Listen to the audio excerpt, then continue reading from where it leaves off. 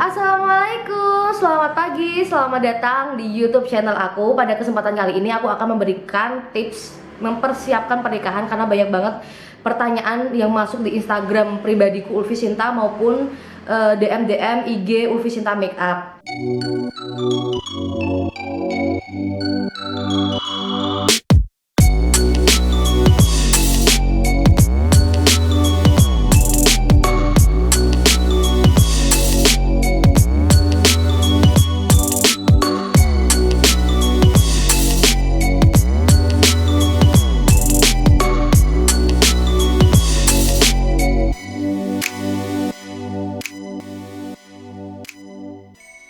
Jadi banyak yang bilang, Mbak Ulfi, aku tuh pengen serius sama pacarku, tapi aku tuh bingung mulai dari mana dulu, Mbak. Kasih tips dong untuk mempersiapkan pernikahan.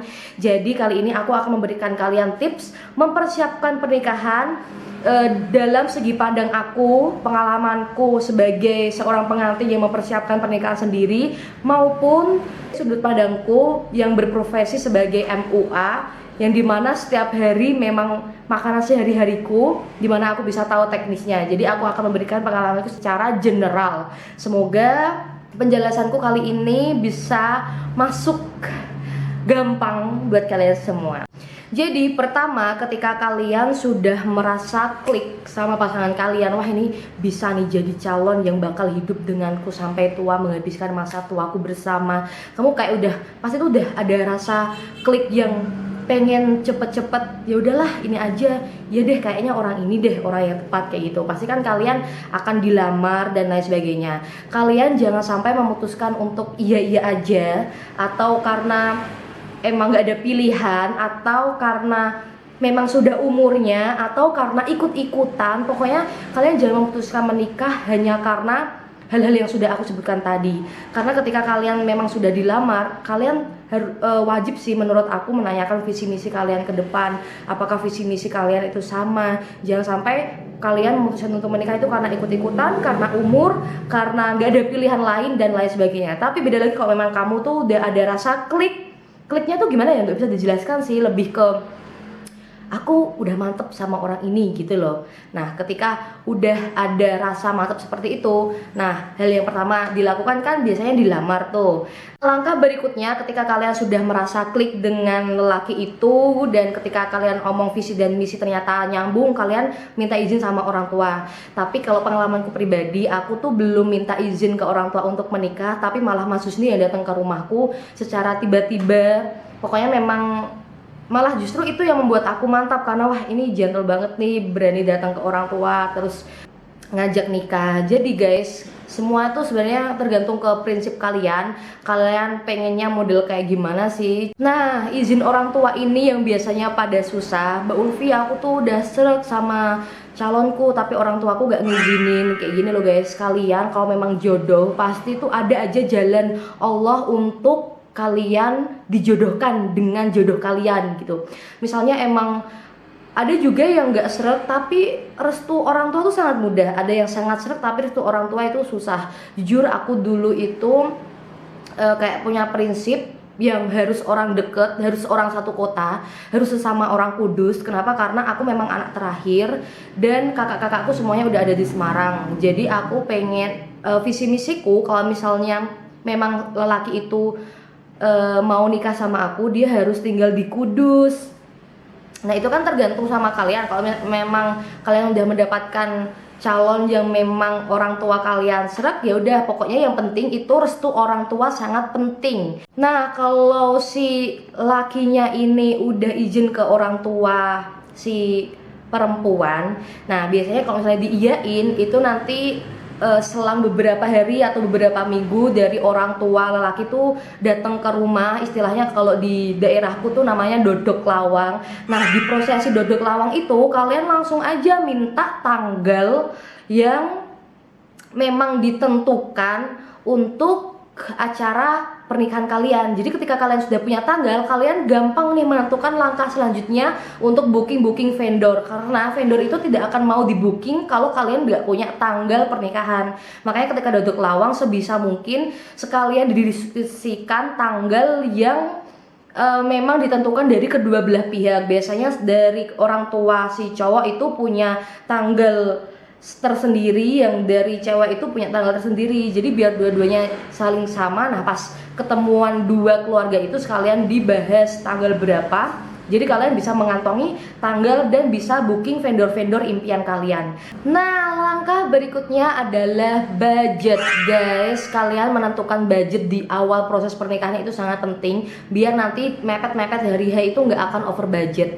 Terus kalian juga diskusikan sama calon kalian sumber dananya tuh masuknya dari mana aja. Kalau aku sebagai makeup artist, aku sering nemuin macem-macem. Ada yang cowoknya yang bayarin semua acara, ada yang dari keluarga ceweknya yang bayarin semua acara, ada yang dua-duanya itu saling mendanai acara. Jadi itu tuh sebenarnya bukan lebih ke adat, tapi memang tipe keluarganya gitu loh, guys.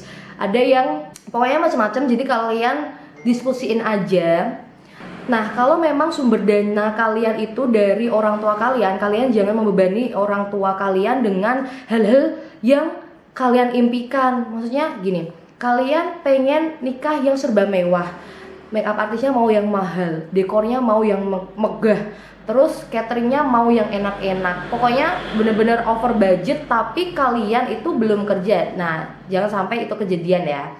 Masalah budget ini bener-bener bikin sensitif, karena kalian itu bisa aja cekcok sama orang tua.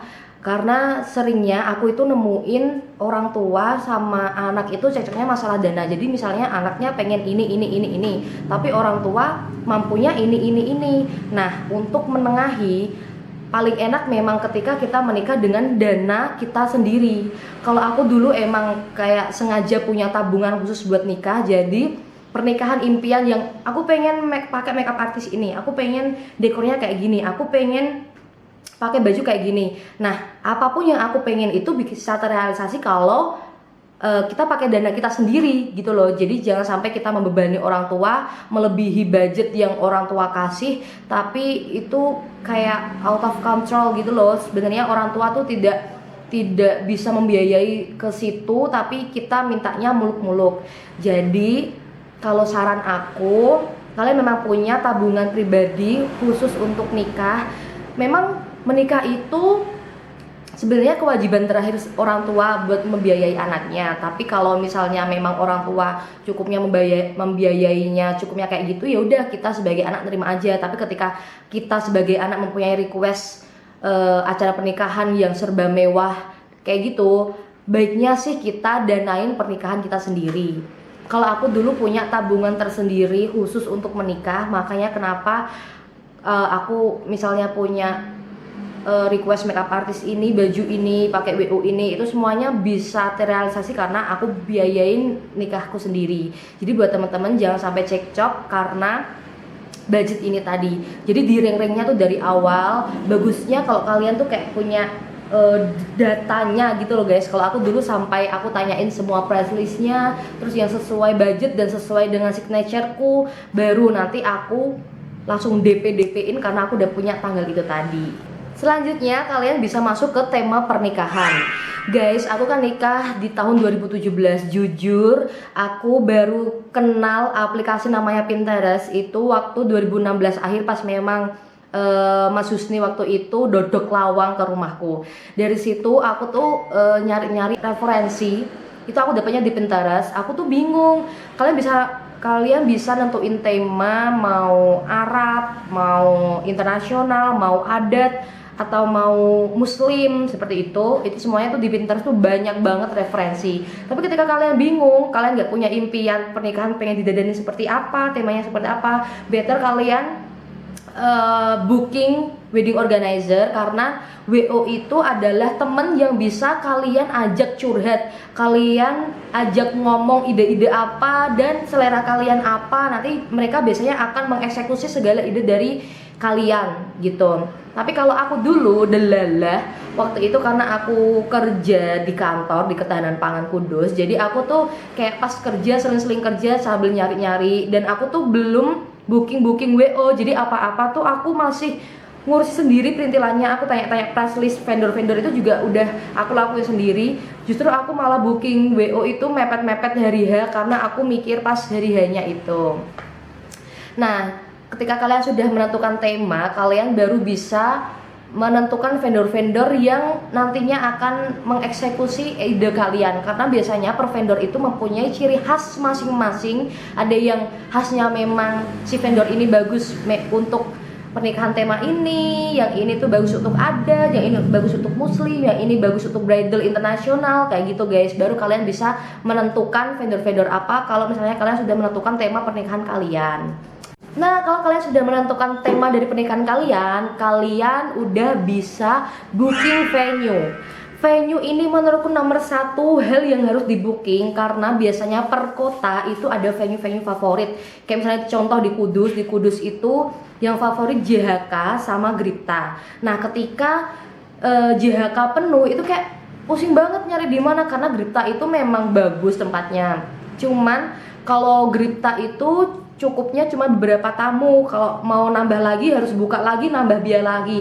Kalau misalnya buka kolam renang harus nambah biaya lagi gitu. Nah, kalau di Semarang kebanyakan favoritnya tuh MAJT. Itu juga cukup untuk banyak tamu. Kalau misalnya MAJT gak ada, itu sebenarnya ada banyak kayak hotel-hotel gitu, hotel-hotel mewah di Semarang tuh banyak sebenarnya venue-venue di Semarang. Tapi emang MAJT tuh yang memang dia cukup menampung banyak tamu, parkirnya enak, venue yang memang ada tempat nginepnya juga buat keluarga pengantin, tempat make upnya juga memadai. Pokoknya memang venue-venue yang untuk wedding tuh ada favorit-favoritnya sendiri di kota-kota tertentu. Makanya kalian wajib banget ketika udah mempunyai tanggal pernikahan langsung booking venue itu nomor satu, biar kalian gak nyesel dan gak bingung venue-nya di mana. Nah, ada yang mikir Mbak Ulfi enaknya di gedung apa di rumah sih guys? Kalau menurut pengalamanku pribadi guys, kalian itu mending di gedung. Kenapa? Karena aku tuh punya 2 kakak cowok-cowok ya kan. Aku anak terakhir. Aku ngelihat acara nikahannya kakakku tuh kalau di rumah tuh kayak orang tua aku kasihan langsung pada jatuh sakit. Kenapa? Karena kalau di rumah justru membutuhkan durasi yang lebih panjang. Kayak tamunya, tetangga-tetangga tuh datangnya nggak tahu waktu, misalnya undangannya meskipun jam 11.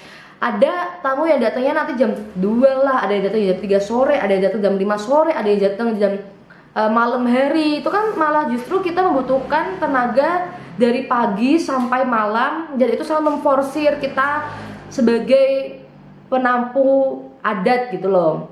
Tapi kalau di gedung 2 jam kalian manggil semua tamu langsung selesai gitu.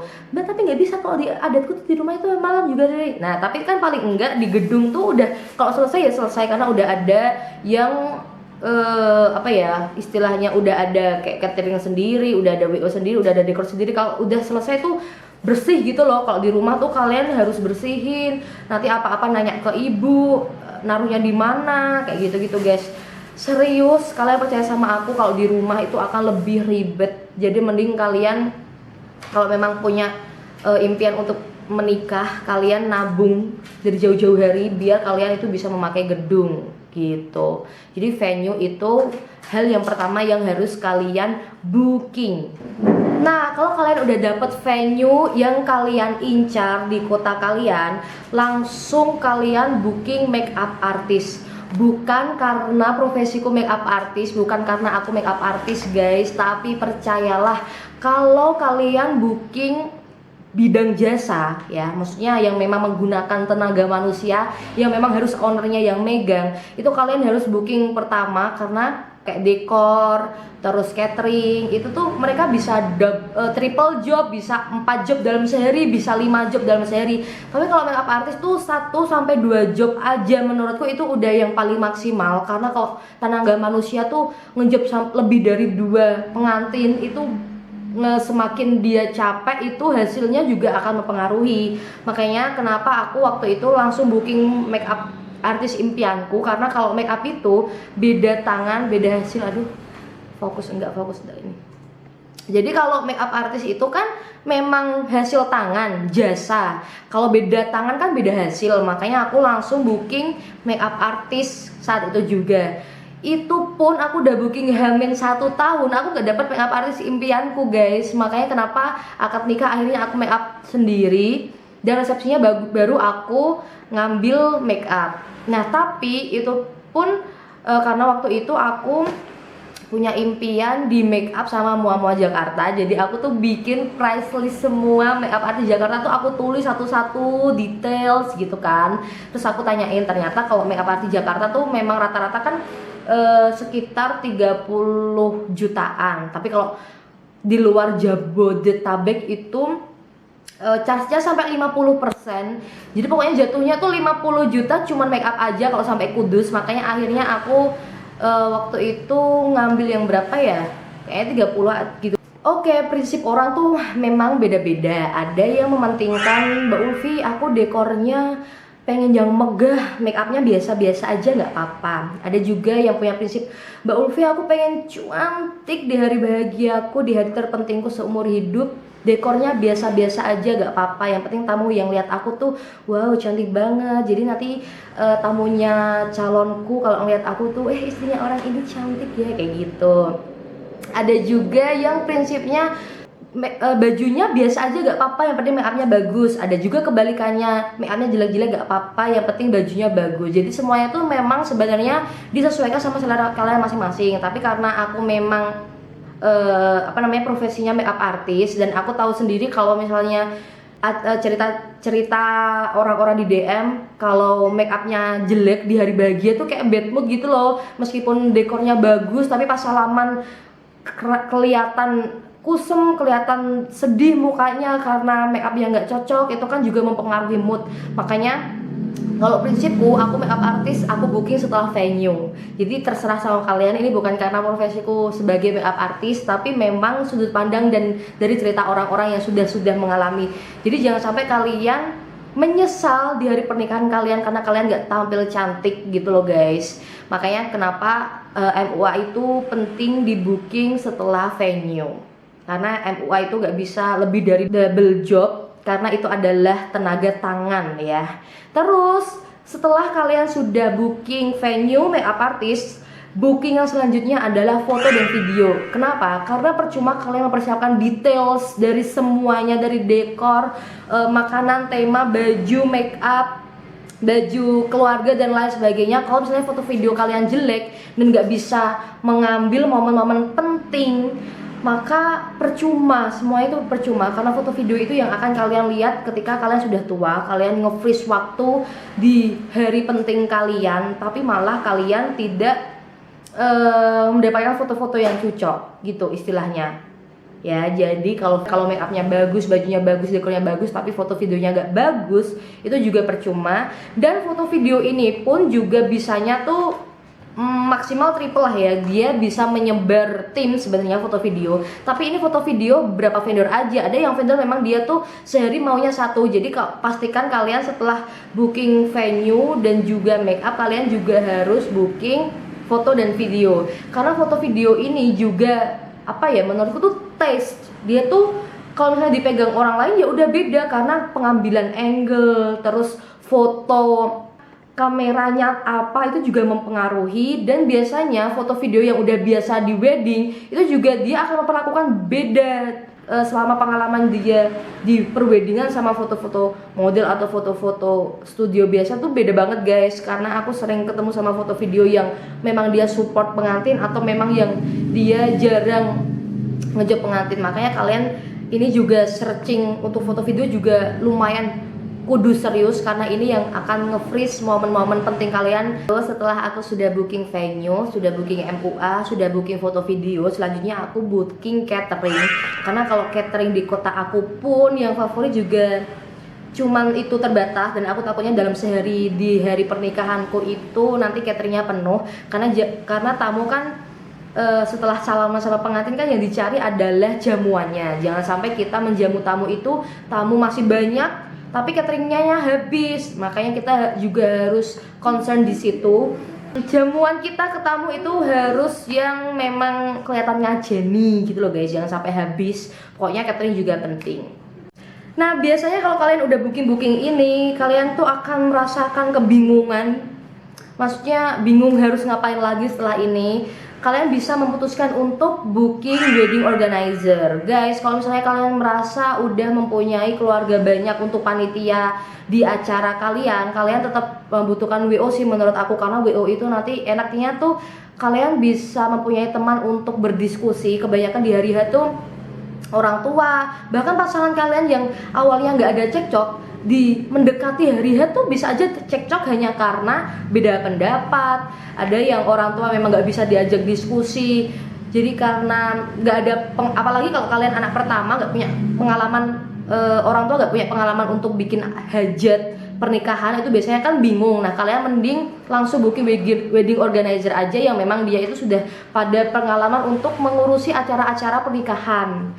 Nah, ini juga enaknya tuh kita kayak ngerasa ratu sehari, karena kalau WO tuh kadang ada yang nyuapin pengantin, ada yang ngurusin vendor-vendor ke pengantin, ada yang ngurusin rapat keluarga juga. Pokoknya kita akan merasa menjadi ratu sehari ketika kalian mempunyai WO di hari pernikahan kalian. Terus WO tuh macam-macam ya guys, ada yang dia ngurusin dari pra acara, ada yang ngurusin cuma pas hari hanya aja. Itu tergantung budget, tergantung paket, dan tergantung vendornya sih. Ada vendor yang ngurusin dari pra, ada yang enggak, itu tergantung budget kalian. Kalian bilang aja budgetnya berapa, atau kalian mending tanya aja semua WO yang ada di kota kalian, terus kalian sesuaikan sama budget yang kalian punya. Selanjutnya, hal penting lainnya adalah souvenir dan undangan. Souvenir ini banyak banget pilihannya di luar sana. Ada yang ngasih kipas, ada yang ngasih gelas, ada yang ngasih apalagi ya, lukisan, ada yang ngasih pouch. Pokoknya macam-macam. Sesuaikan aja sama budget kalian masing-masing. Kalau misalnya kalian tamunya 3.000, terus kalian mau ngasih gelas, misalnya waktu nikahanku tuh aksesorinya gelas kan kebanyakan 7.000, berarti 7.000 kali 3.000 tamu. Pokoknya kalian harus udah nge-range harga yang kalian pengen, biar kalian dapat menentukan aksesoris apa, souvenir apa yang kalian kasih untuk tamu kalian. Karena ini tuh jangan sampai kelewat deh. Undangan ini tuh sebenarnya penting nggak penting? Pentingnya ya memang tamu-tamu nggak akan datang kalau nggak ada undangannya. Cuman pas aku itu sempet lupa, tapi waktu nikahanku aku di endorse undangan dan juga souvenir. Jadi ya lumayan meringankan aku. Dulu tuh aku mikir undangan nggak penting karena halah paling dibuang gitu. Soalnya kalau aku tiap dapat undangan ya udah, setelah aku baca ya udah tergeletak, kadang disapu gitu loh guys. Makanya kenapa aku tidak mau over budget di undangan. Jadi aku nggak mau undangan yang mahal-mahal. Tapi waktu itu ada teman kuliahku ngomong gini, undangan itu yang menentukan tamu kalian datang atau enggak. Kenapa? Karena kalau undangannya bagus, itu dia akan pakai baju yang niat, akan mendatangi pernikahan itu atau enggaknya tuh menentukan lah pokoknya kalau dari undangan itu gitu. Jadi kalau misalnya undangannya bagus tuh katanya nanti tamunya juga bakal pakai baju yang bagus, katanya gitu katanya. Aku malah baru ada pandangan kayak gitu tuh, omongan dari temanku itu. Tapi ya kalau menurut aku pribadi, kalau misalnya kalian orang penting dan kalian memanggil orang-orang yang memang dia penting di hidup kamu dan dia ngerasa kamu penting di hidupnya, kan kamu pasti datang gitu loh. Apalagi kalau mitra-mitra kerjanya orang tua kalian. Jadi ini cuma pandangan aja, bukan dijadikan sebagai prinsip. Ya ampun, ini sumpah ya. Fokus sorak kamar aku, mohon maaf ya guys. Semoga kalian tidak pusing melihatnya. Selanjutnya jangan lupa kalian booking entertainment, itu tergantung sama selera kalian. Kalau misalnya acara kalian ke Arab-Araban, kalian bisa booking band-band Arab-Arab gitu. Kalau misalnya qasidahan atau apapun, kalau misalnya acara kalian pengen kalian ngundang dangdut juga nggak apa-apa. Tapi kalau pengen syahdu elegan bisa panggil Jazzy pop. Pokoknya sesuaikan aja sama tema pernikahan kalian, sama taste kalian dan budget kalian. Yang penting tetap ada entertainnya biar acara kalian tuh nggak flat dan seru. Jadi kalau bisa kalian sekalian cari entertainment yang memang dia itu sudah berpengalaman di wedding, karena ini beda banget guys. Lagu-lagu di wedding sama lagu-lagu di cafe tuh beda banget. Lagu-lagu yang seru biar bridesmaid kalian nari-nari itu juga berpengaruh. Makanya ini juga part terpenting di mempersiapkan pernikahan kalian. Nah, berarti udah selesai ya, dari semua pas hari H itu udah selesai. Terus kalian jangan lupa mempersiapkan seragam keluarga. Seragam keluarga ini juga part penting kalau misalnya pernikahan kalian itu gak adat. Kalau adat itu kebanyakan sanggar-sanggar rias tuh punya persewaan baju beskap jari gitu. Tapi kalau misalnya pernikahan kalian tuh internasional, maksudnya kayak yang gaun gitu, berarti kalian harus menyediakan baju untuk keluarga gitu. Harus kalian sesuaikan dengan baju pernikahan kalian. Misalnya kalian temanya biru, nggak harus sih baju keluarga tuh warnanya biru, bisa aja dia abu-abu atau biru muda atau biru tua. Yang penting serupa tapi gak harus sama, karena kalau sama persis ya mending jangan sih, mending pengantinnya sendiri biar beda. Oh iku loh pengantinnya gitu guys. Jangan lupa kalian mempersiapkan biaya daftar nikah di KUA, apalagi kalau kalian menikah dengan orang yang berbeda kota. Kayak Mas Husni orang Jepara, aku orang Kudus, jadi itu nikahnya harus diurus gitu loh, karena nikahnya pindah kota, makanya itu biasanya lebih ribet. Nanti tanyain aja persyaratannya ke KUA. Jangan lupa juga booking untuk ustadznya. Terus untuk acara ketika akad nikahnya, akad nikahnya, biasanya kalian bisa juga konsultasi sama WO. Terus kalian jangan lupa siapin mas kawin juga. Kalau aku dulu karena di pondok tuh berkali-kali disebutin sebaik-baik wanita adalah yang maharnya sedikit. Jadi ketika aku ditawarin mau mahar apa, itu aku nggak minta apa-apa. Jadi mending seperangkat alat sholat aja.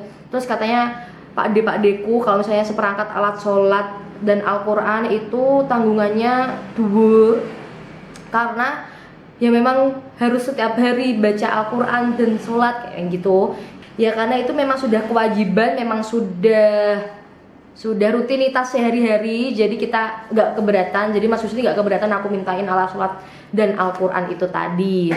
Pokoknya yang penting diamalin terus, dideres terus kayak gitu.